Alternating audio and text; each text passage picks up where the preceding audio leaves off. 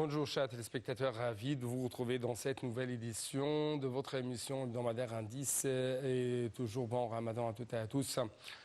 Aujourd'hui, nous allons proposer quelques questions à propos de l'économie égyptienne. Par exemple, pourquoi l'Égypte demande de l'aide du FMI pour sortir de la crise économique? Quelles sont les conditions? Autre chose, face à l'inflation, pourquoi l'Égypte a relevé son taux d'intérêt directeur? Et est-ce que l'Égypte va prendre d'autres mesures afin de faire face à cette hausse inflationniste au niveau des marchés?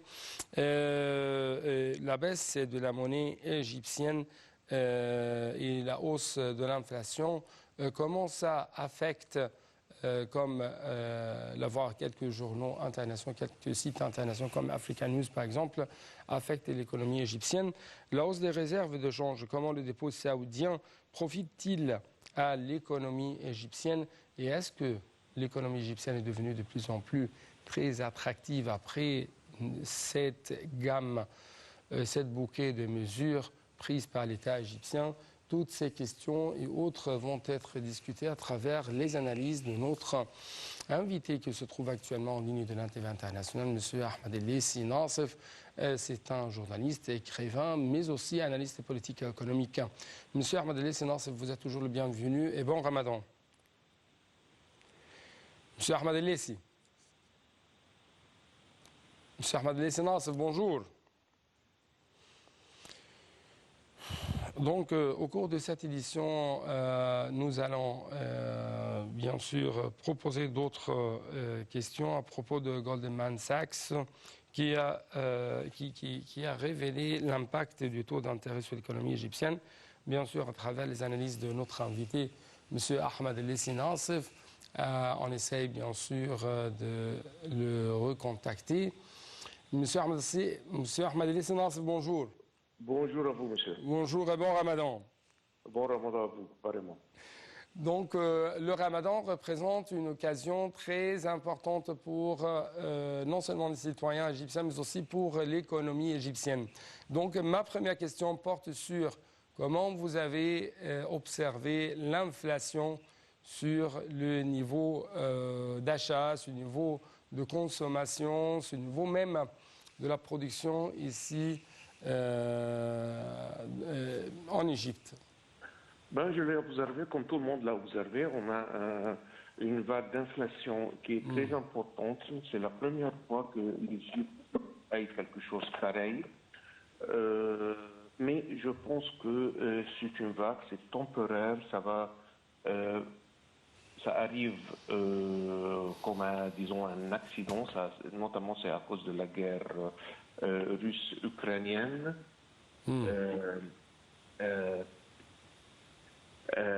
Et c'est très normal qu'on a les répercussions de ce qui est en train de se passer, qu'on est en train de témoigner maintenant en Égypte. Là, c'est une période difficile, mais quand même, ça va passer. Ouais.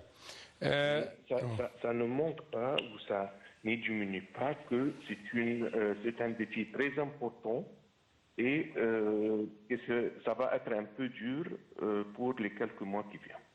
Ouais. Donc, on trouve que l'Égypte demande actuellement l'aide du FMI pour sortir de cette crise économique due, bien sûr, récemment à la cause des répercussions de cette crise russo-économique, mais aussi due au Covid-19. Donc, comment vous trouvez l'importance de soutien du FMI à l'Égypte et est-ce qu'il y aura des conditions à proposer ou à imposer sur l'Égypte pour ce soutien économique? Toujours, il y a des conditions que le FMI met pour soutenir l'Égypte, mais je pense que les relations entre l'Égypte et le MFI, ça se passe très bien, notamment après la dernière évolution du programme. Que l'Égypte a réussi et a dépassé toutes les expectations pour l'amélioration de l'économie égyptienne. Et c'est très dommage qu'on vienne de sortir de Covid et maintenant on rentre dans cette histoire. qui est vraiment lamentable de la guerre entre la Russie et l'Ukraine. Ouais. Des fonds souverains saoudiens, qataris et émiratis ont annoncé d'énormes investissements en Égypte au cours de la période à venir dans divers secteurs et activités économiques. Et plutôt après des réunions gouvernementales de haut niveau au cours de la dernière période pour collecter des fonds, des investissements qui contribuent à atténuer les effets de la crise russo-ukrainienne. Bien sûr, comme vous avez observé, l'Égypte paye très cher le coût économique de cette guerre russo-ukrainienne. Mais justement, il y a des questions à proposer en ce qui concerne ce point. Comment vous avez vu la réaction de ces pays du Golfe qui ont réagi, bien sûr, par le pompage de l'injection même des investissements, des dépôts au sein de l'économie égyptienne. Par exemple, 5 milliards de dollars, ce sont des dépôts saoudiens dans la banque centrale égyptienne. Et la même où les Qataris vont pomper presque 3 ou plutôt 5 milliards de dollars. Les Émiratis vont pomper des investissements de 2 ou 3 milliards de dollars. Et en même temps, on trouve qu'un fonds saoudien souverain va injecter plus d'investissements au sein de l'économie égyptienne. Donc, comment vous avez vu cette réaction de la part des pays du Golfe?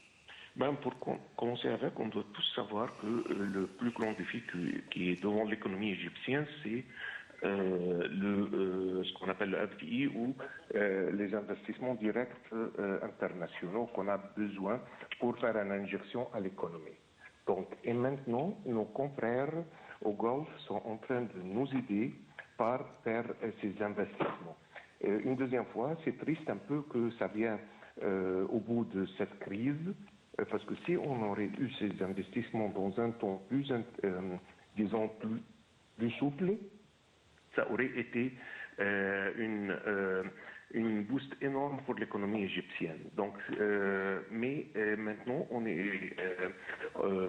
ces investissements sont en train d'aider la situation déficitaire des échanges ou du dollar maintenant en Égypte. Oui. Comment vous avez vu les mesures qui ont été prises par l'économie égyptienne en ce qui concerne, par exemple, la dévaluation de la livre égyptienne? Est-ce que ça a rendu de plus en plus l'économie égyptienne et le marché égyptien plus attractif aux investisseurs?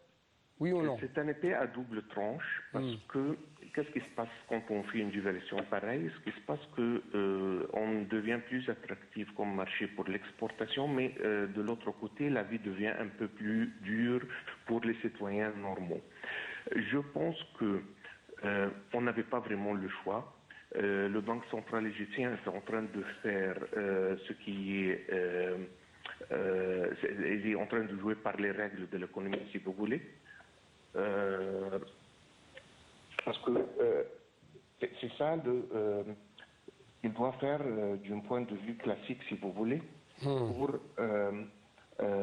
soutenir ou réduire l'inflation présente en Égypte. Donc, ça va être un peu dur pour le citoyen normal. Et en même temps, les exportations égyptiennes vont être un peu plus attractives pour les marchés internationaux. Oui. En fait, il y avait quelques réactions dans des différents journaux internationaux et régionaux en ce qui concerne les dernières mesures adoptées par l'État égyptien pour sortir de la crise économique. Par exemple, les experts ont convenu à l'unanimité que le programme de réforme économique offrait diverses opportunités d'investissement en plus d'un énorme marché de consommation. L'économie égyptienne, à la lumière de ces nombreux avantages, est devenue élément compétitif parce que c'est le grand marché de consommation dans la région arabe. En plus de ça, l'État a mis en œuvre un programme de réforme économique depuis 2016 et a pompé d'énormes investissements dans des infrastructures qui ont contribué à résoudre de nombreux problèmes auxquels sont confrontés les investisseurs et a réussi à fournir un excédent d'électricité alors que les pays européens souffrent d'une pénurie d'énergie et de produits de gaz. Donc, j'aimerais bien vous proposer ces questions à la lumière de ce que je viens de lire. L'économie égyptienne ou les pays du Golfe n'ont pas seulement pompé des investissements à cause des liens fraternels, mais aussi à cause des avantages dont dispose actuellement l'économie égyptienne par rapport aux autres économies européennes ou mondiaux en même temps. Donc, j'aimerais bien écouter votre commentaire. Ben, absolument, parce que, écoutez, nos confrères là, c'est pas un don ou c'est pas un cadeau qu'ils sont en train de donner à l'Égypte, offrir à l'Égypte. Ce qu'ils sont en train de faire, c'est utiliser l'opportunité d'affaires, d'investissement. Non, mais l'Égypte est un marché, le moyen d'income de revenus pour chaque citoyen n'est pas aussi élevé que comme le Golfe, mais ça reste avec le nombre ou la population énorme, ça reste un marché très important. Donc là, ils sont en train d'investir, je viens de lire quelques chiffres, ils sont en train de faire des acquisitions dans des sociétés égyptiennes qui sont très réussites. Et des banques. Donc, sans les nommer, mais c'est un bon investissement. Et maintenant, avec le taux de change qu'on a aujourd'hui en Égypte, c'est une très bonne opportunité.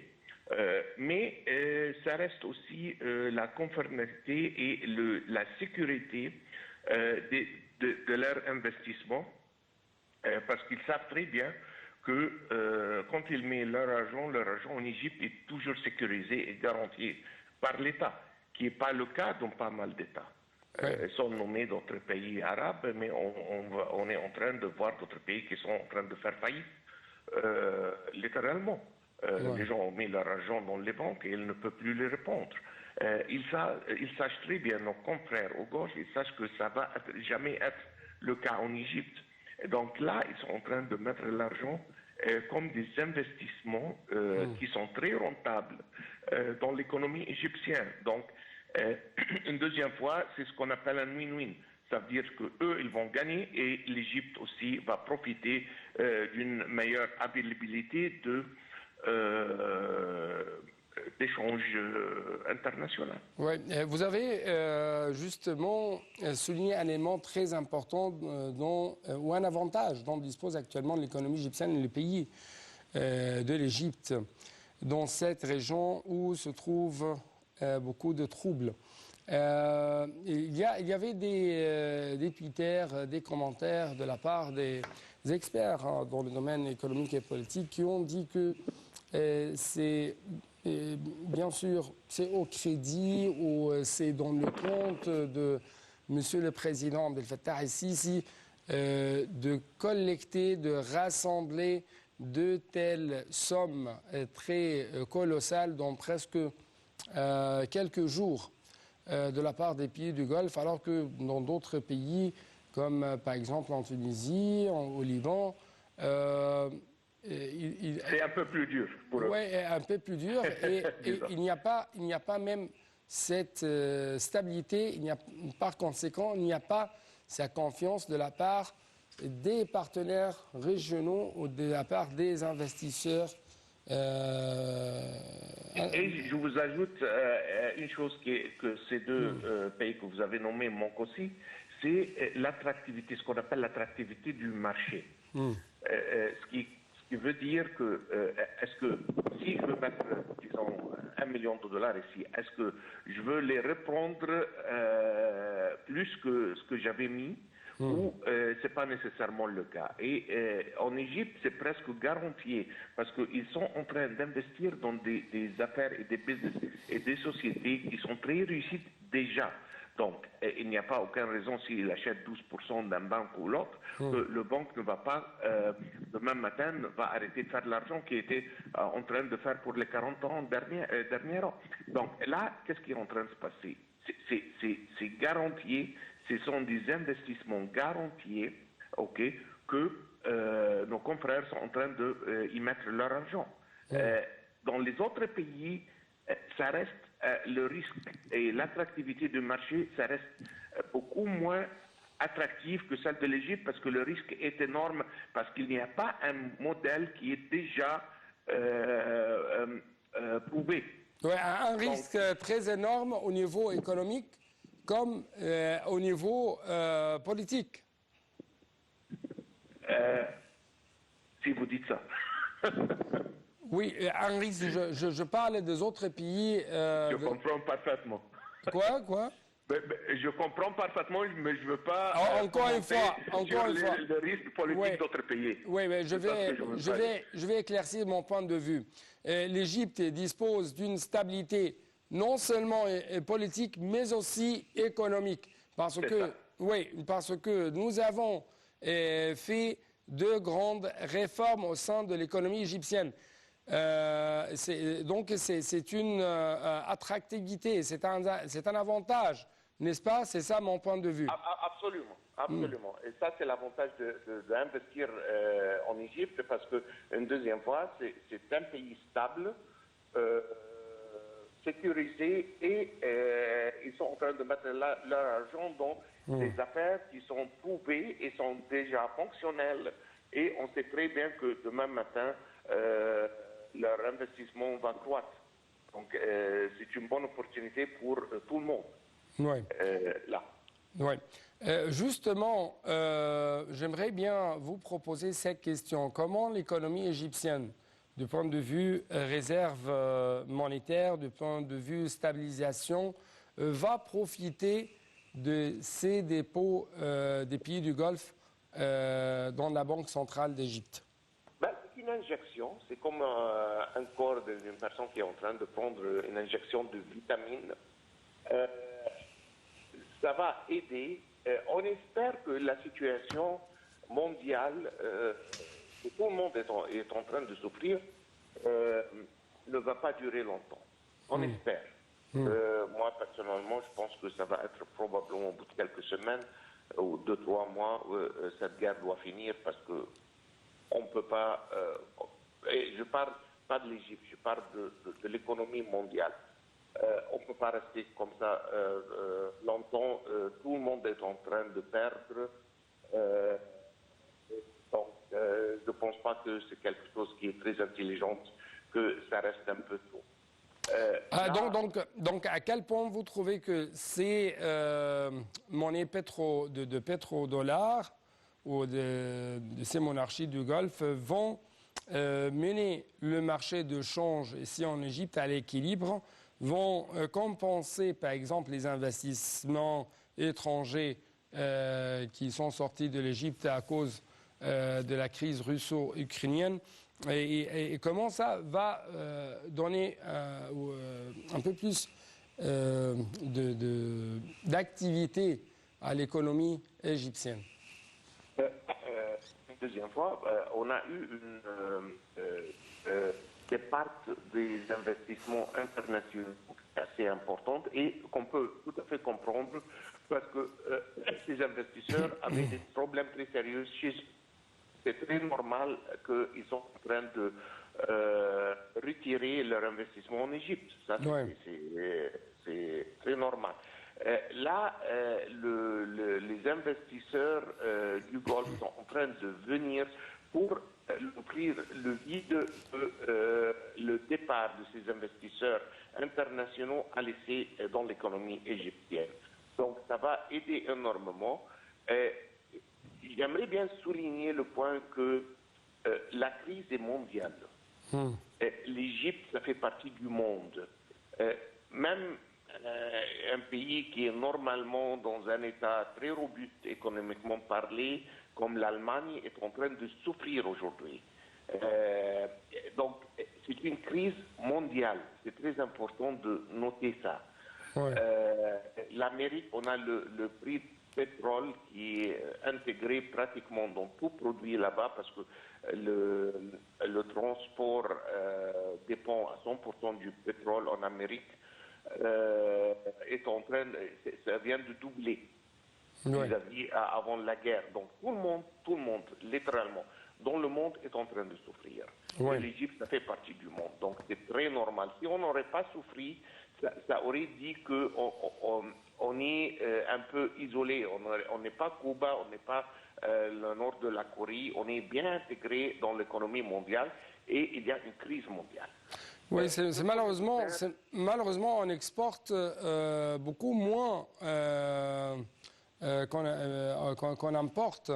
Et en même temps, les revenus du canal de Suez, du tourisme, les revirements ou les transferts de monnaie des Égyptiens de l'étranger ne suffisent pas à, si je peux dire, à surmonter ce grand écart entre le besoin.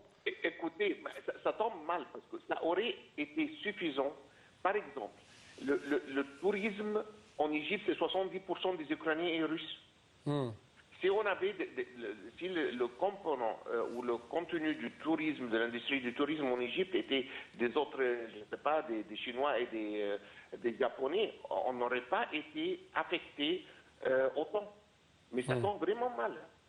Donc, mais une deuxième fois, c'est une crise, c'est pas le temps du monde, c'est un peu dur, mais ça va passer. Oui. C'est ça la bonne nouvelle. Le monde entier, et je ne parle pas d'Égypte seulement, le monde entier ne peut pas rester dans cet état pour longtemps.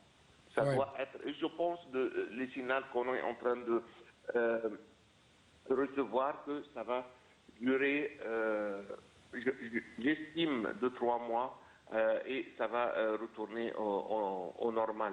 Oui. J'aimerais parler un peu plus de la Banque Misr qui a lancé le certificat d'épargne Talat Harb à un taux de rendement fixe pour la durée de la période de conservation du certificat à 18%. Et en même temps, on trouve que les experts ont souligné que l'objectif de ces certificats était de réduire la liquidité monétaire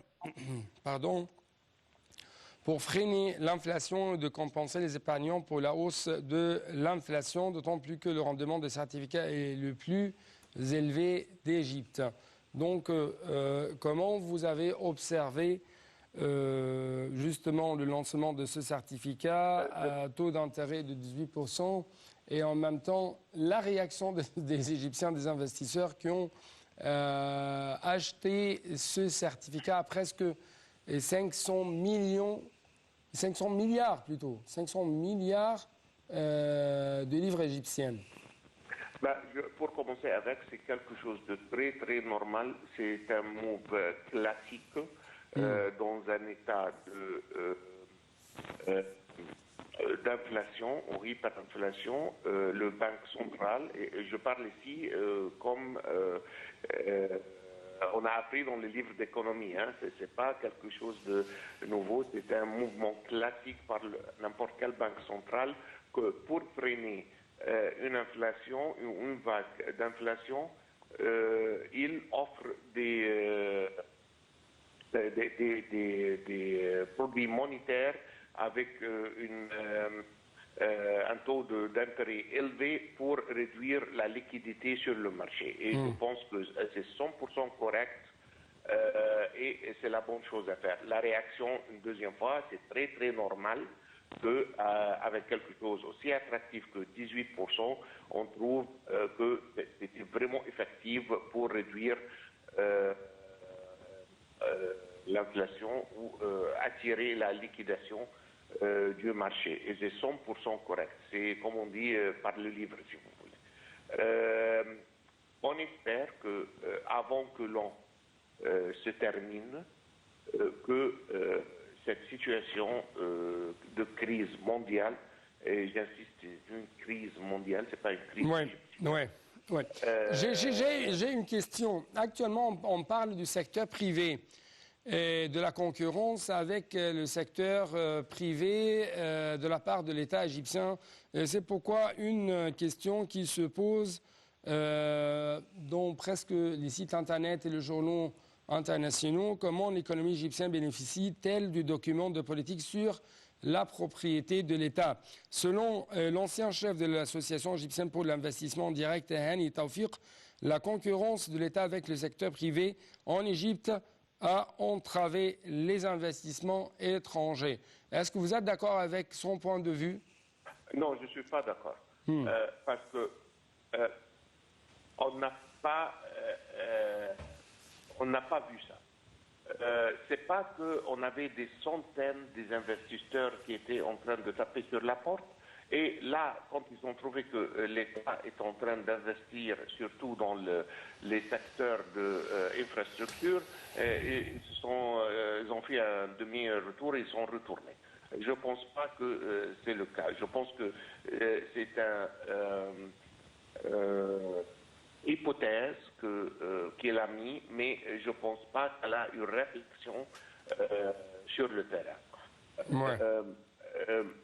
Surtout que je peux dire que la plupart des investissements de l'État sont des investissements énormes dans l'infrastructure qui n'auraient pas été capables d'être faits par n'importe quel investisseur international. Donc vraiment, je ne suis pas d'accord avec cette opinion. Donc, j'aimerais ajouter une chose à votre point de vue. Si on n'a pas pu arriver à avoir de telles infrastructures sophistiquées, on n'aurait jamais arrivé à être attractif aux yeux des autres. Parce qu'aujourd'hui, il y a une crise qui frappe partout dans le monde, notamment la crise énergétique, alors qu'ici en Égypte, non, on a plutôt un excédent dans les énergies, que ce soit du gaz, énergie propre, les énergies renouvelables, l'électricité, ainsi de suite. C'est pourquoi ça peut être très effectivement un avantage très important, n'est-ce pas? Oui, et je pense toujours que dans la plupart des pays du monde, l'investissement dans le secteur d'énergie, c'est normalement fait par l'État. C'est rare, on trouve ça peut-être aux États-Unis, mais pour des raisons historiques, mais dans la plupart des pays du monde, on trouve que les investissements dans le secteur d'énergie, normalement, ça se fait par l'État. Donc, on n'a pas, je ne pense pas qu'on a perdu grand-chose. Peut-être, on peut avoir l'exception ici, 1 ou 2 exceptions, mais